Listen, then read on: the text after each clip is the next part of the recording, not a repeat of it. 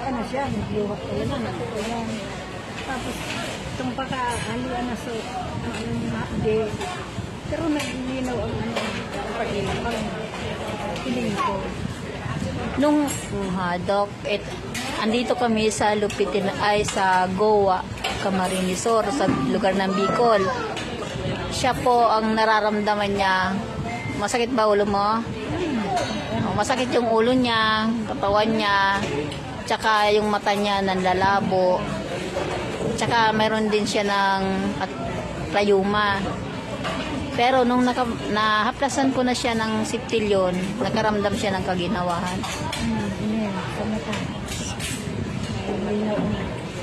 Tapos po, luminaw yung paningin niya.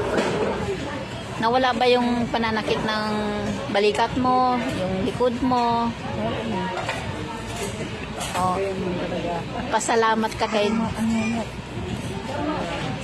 Salamat. Parang maaliwalas na, hindi na parang yung maraming nakalagay sa likod mo.